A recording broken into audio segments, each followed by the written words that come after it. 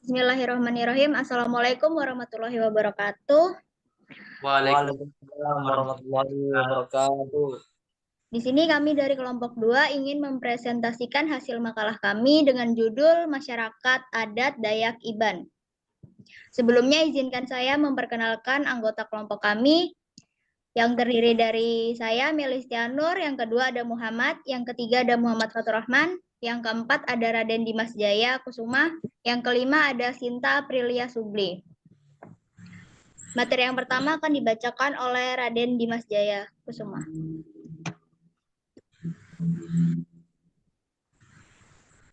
Ya, langsung saja. Masyarakat adat Dayak Iban. Adapun lokasi diantaranya Dusun Sungai Utik, Kabupaten Kupu Sulu, Provinsi Kalimantan Barat. Mata pencarian sehari-hari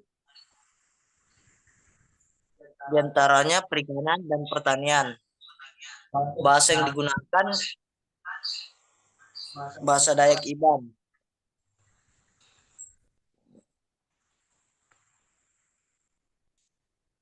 Agama yang dianut oleh Dayak Iban diantaranya Kristen, Katolik, dan Karingan.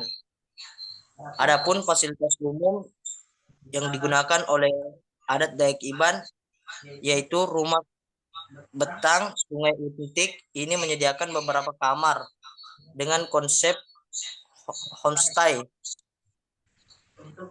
untuk para tamu atau wisatawan yang berkunjung.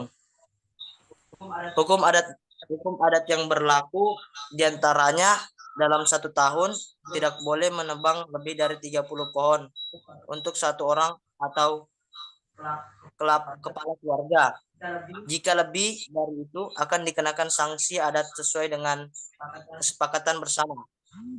Setelah menebang pohon, ia harus menggantinya dengan menanam pohon baru. Jika melanggar akan dikenakan sanksi adat sebesar Rp500.000 per orang. Materi selanjutnya ada masalah yang dihadapi oleh masyarakat Dayak Iban. Masyarakat adat Dayak Iban ini telah memimpin kampanye selama 40 tahun untuk mendapatkan pengakuan hukum berupa hak atas tanah hutan adat mereka yang seluas 10.087 hektar. Warga Sungai Utik ini telah menjaga berkesinambungan selama lebih dari 130 tahun.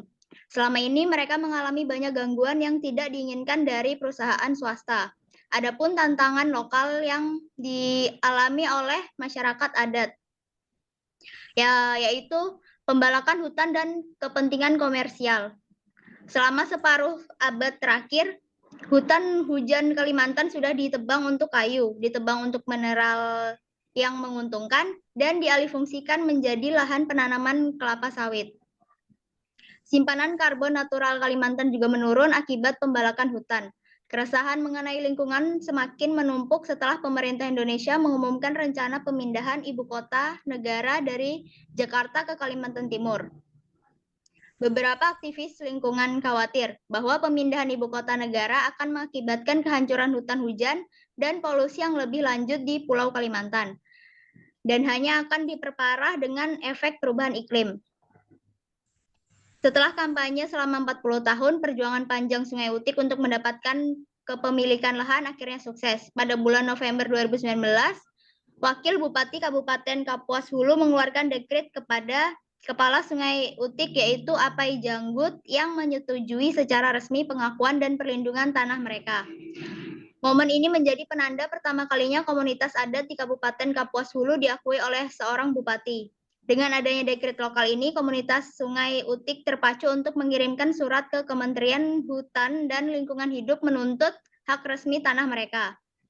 Pada awal tahun 2020, Menteri Kehutanan dan Lingkungan Hidup memberikan dekret yang secara formal memberikan 9.480 hektar hutan adat kembali kepada warga Sungai Utik, mengizinkan mereka menggunakan, mengatur, dan melindungi tanah secara permanen. Selanjutnya, pemberdayaan masyarakat. Adapun pemberdayaan masyarakat yang pertama yaitu ada hutan produksi yang boleh dimanfaatkan masyarakat adat, asalkan tetap berlandaskan pada aturan adat. Yang kedua, ada hutan cadangan yang hanya boleh dimanfaatkan ketika hutan produksi sudah berkurang stok kayunya. Pohon hanya boleh ditebang untuk atau kepentingan pribadi, tidak untuk diperjualbelikan secara massal. Yang ketiga, ada hutan lindung yang tidak boleh sama sekali diganggu. Satu pohon pun dilarang untuk ditebang karena fungsi hutan ini menjaga sumber air, habitat hewan liar, dan mencegah abrasi sungai. Next.